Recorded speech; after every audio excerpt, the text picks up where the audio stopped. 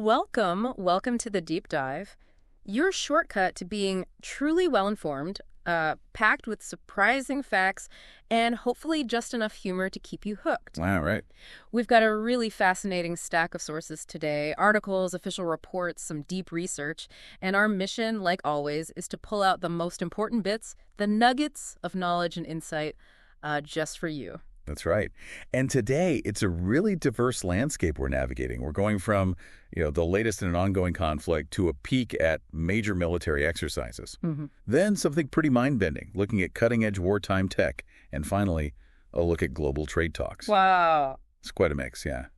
But we're here to help you make sense of what's most important and, well, why it actually matters. Okay, let's get into it then. We've pulled together reports from both sides of the conflict, insights from industry leaders, official statements, trying to give you that full picture. So let's jump right in. That was good. First, let's turn our attention to the evolving conflict landscape, specifically what's happening on the ground right now. We've got info from both Ukrainian and Russian sources about recent military actions. Oh, okay. So from the Ukrainian side, regional administrations are reporting that in just the last 24 hours, Russian attacks across different regions, we're talking Sumy, Kiev, Kherson, Donetsk, these resulted in, tragically, 2 people killed and 30 injured. And a key thing here seems to be the pattern of these attacks. Russia's reportedly using, a mix. Kamikaze drones, Shahed drones maybe to confuse defenses alongside artillery and missiles. Right. The Ukrainian forces counted, I think, 71 of these attack and Shahed drones launched by Russia. 71. Wow. Yeah. And defenses reportedly shot down 27 of them in the north, east, and central areas. Another 18 were apparently neutralized by electronic warfare, specifically in Sumy. It looks like a sustained, sort of multi-pronged approach, trying to hit people but also disrupt critical stuff. And the impact is definitely significant. Sumy, for example, seems to have been hit particularly hard. Local authorities there are reporting at least 1 person dead, 12 injured. Widespread attacks on places like Mykolaiivka and Serodina Buda. We're seeing damage to buildings, vehicles, and these infrastructure hits caused huge power outages. Something like 220,000 customers lost electricity just in the Sumy Oblast. That's massive. Yeah, and the National Railway Company also confirmed attacks on their electrical facilities, both in Sumy and Poltava, so really targeting those critical logistics points. And it wasn't just Sumy. Ukrainian reports from Kiev mentioned 5 people injured there. Other places like Izium, Kupiansk, Veliki Burluk saw damage to buildings, post offices. Right. In Kherson, 1 person killed in the village. Zorivka, 9 injured. Russian forces reportedly hit over 30 settlements there. Yeah. And Donetsk, which is already, such a focal point, 4 more people injured there from bombardments and drone attacks in Kramatorsk, Pokrovsk, and Bakhmut. It paints a picture of just, widespread sustained pressure across multiple fronts. Okay, now let's switch perspectives. What's Moscow's official story about these same events, their defense ministry report?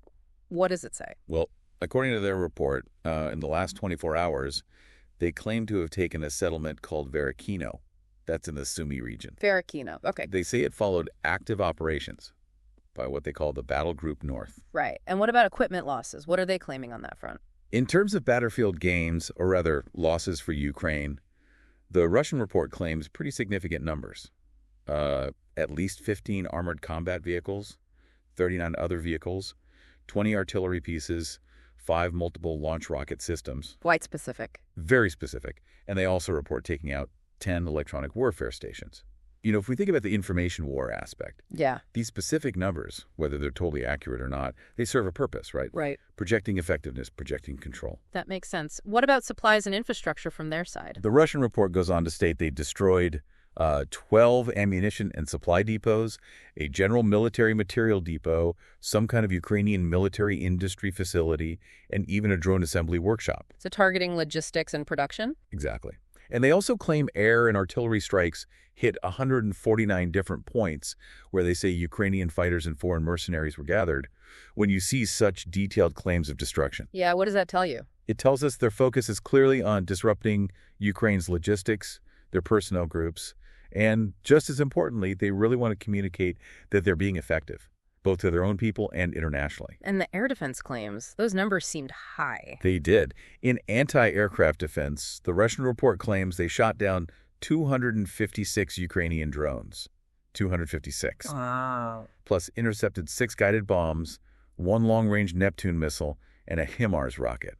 The sheer volume they're claiming here is, well, it's striking. It really is. It definitely underscores how intense modern air defense is, very high attrition, where the number of intercepts can matter almost as much as the specific targets hit.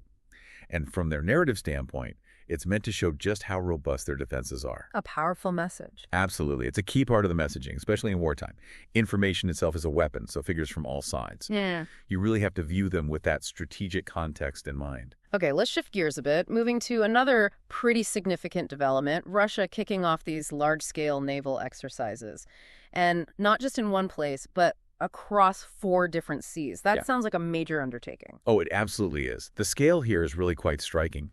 According to their Ministry of Defense, these drills, they're calling them Tempest of July, run from July 23rd to the 27th. Okay. And they're mobilizing over 150 ships and about 15,000 military personnel. The fact that it's simultaneous operations Pacific, Arctic, Baltic, Caspian Seas, that signals a really comprehensive, almost global projection of naval power, and a major test of coordinating across huge distances. That's an enormous amount of resources. The official reason they're giving is testing the fleet's readiness for non-standard operations. What exactly do they mean by that? And this focus on long-range weapons, new tech, unmanned systems like drones and boats. What does that tell us? Well, non-standard operations is interesting phrasing, isn't it?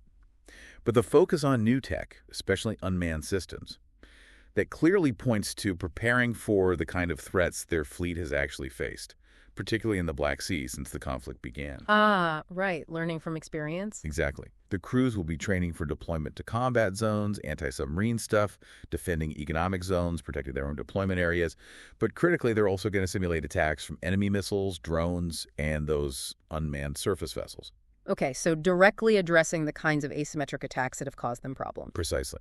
It shows they're trying to adapt to strengthen their defenses against these, evolving threats that have proven pretty effective against them. So it seems like Moscow is really investing heavily in training for drone defense, asymmetric counterattacks, which makes sense, like you said, given the losses they've taken, especially in the Black Sea over the last couple of years. Mm-hmm. And this isn't just ships, right? It involves over 120 aircraft, 10 coastal missile systems, all apparently coordinated personally by the new Navy commander. That's right. And while Russia's Navy is, on paper, ranked 3rd globally behind China and the U.S., it's definitely faced some, structural issues and some pretty symbolic defeats that have kind of dented its image. So these exercises are... They're a clear signal, I think, one, of their intent to adapt and genuinely strengthen their capabilities. But maybe just as importantly, it's about projecting renewed strength onto the world stage, trying to counter that narrative of a diminished force. Okay, now let's shift from current conflicts and maneuvers to, the future of warfare. The speed of military technology development is just astounding, isn't it? Things that really felt like science fiction are now actually showing up on battlefields. It's incredible. And the ongoing conflict seems to have really turbocharged this. How are we seeing this speed up play out right now? It's profound, really. If you look at someone like Ganbert, he's a co-founder of Helsing, which is now Europe's most valuable defense startup, by the way. Helsing, right. He basically said the invasion just changed everything. And just a month ago, Helsing, they're based in Munich, they more than doubled their valuation, up to $12 billion in a new funding round. $12 billion, wow. Yeah, it just highlights this massive surge in investment pouring into military tech, especially where AI is involved. That's a huge jump. And Gambert thinks Europe could be on the verge of something like the U.S. Manhattan Project back in World War II, the one that led to the atomic bomb. What does that comparison even mean for defense strategy in Europe? It's a powerful comparison. Yeah. Right? It signals they recognize this urgent need for a complete shift, a paradigm shift in defense capabilities, moving away from the old, slow procurement ways. Right. Because the reality for European startups, until very recently, was often a real lack of state support. But now you see the German Ministry of Defense actively cutting red tape, trying to make it easier for startups to work with the Bundeswehr, their military. They've explicitly said they're speeding up acquisitions, integrating small companies, all to get new tech to the troops much faster. It's not just about small improvements. It feels like they're aiming to fundamentally reshape their defense posture. And the language they're using is pretty dramatic. The ministry's saying these tech changes are as revolutionary as the introduction of the machine gun, the tank, or the airplane. That's That's a big claim. It is. And it's not just theory. Some of these ideas are genuinely bordering on science fiction, but they're becoming real. Like what? Well, for example, this startup Swarm Biotetics, they developed cyborg cockroaches. Wait, cyborg cockroaches? Serious? Seriously, these are actual live insects fitted with these tiny backpacks, mini backpacks with cameras, sensors, collecting real-time data in hostile areas. How do they control them? Apparently, through electrical stimulation of their nerves. So they can be guided remotely for surveillance, either one by one or potentially autonomously in swarms. Wow. Think about the strategic advantage there, right? Imagine super cheap, incredibly stealthy little units that can provide reconnaissance pretty much anywhere, especially in places too dangerous or tight for humans, or even larger drones. Cyborg cockroaches. I mean, you'd have to sweep for those in a trench before sending a message. It's wild.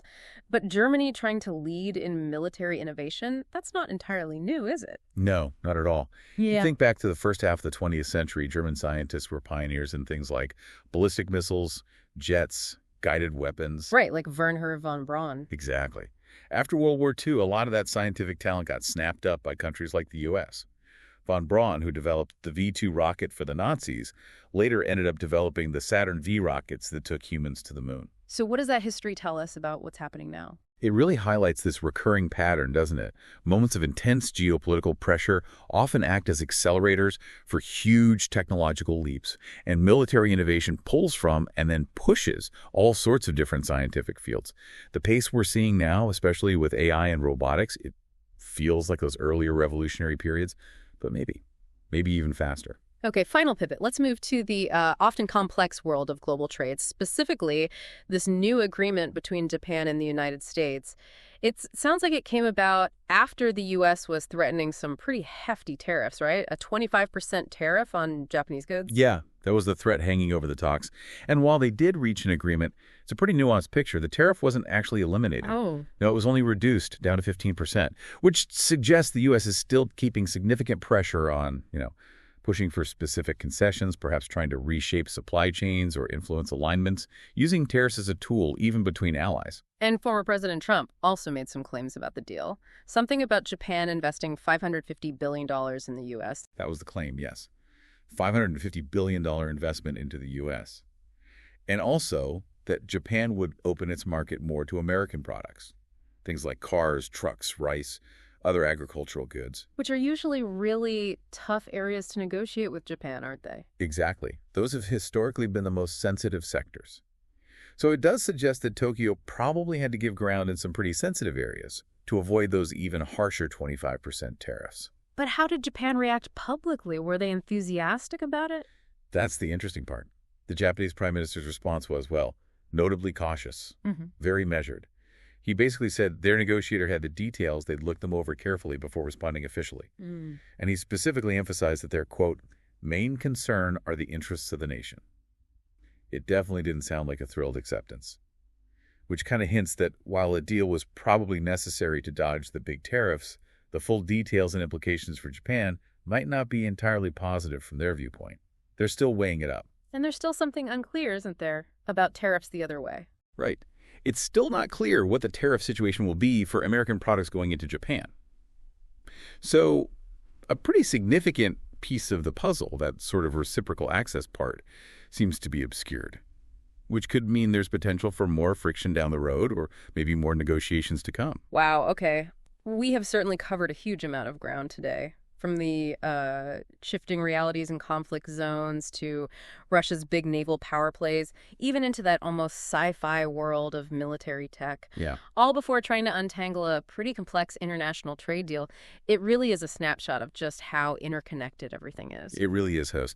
This deep dive, I think, has shown us just how quickly geopolitics, technology, economic forces, how they all weave together and shape the world pretty much in real time. So what does all this mean for you listening in? Maybe consider this. In an age where information just flies around instantly and tech is advancing at this crazy pace, how do we actually tell truth from narrative, especially when the stakes are so incredibly high? A crucial question. And how do we even prepare for a future that's being shaped by innovations that are blurring the lines between science fiction and reality? From cyborg insects to potentially autonomous weapon systems. Yeah? Lots to think about. Keep exploring, keep asking questions, and keep diving deep with us.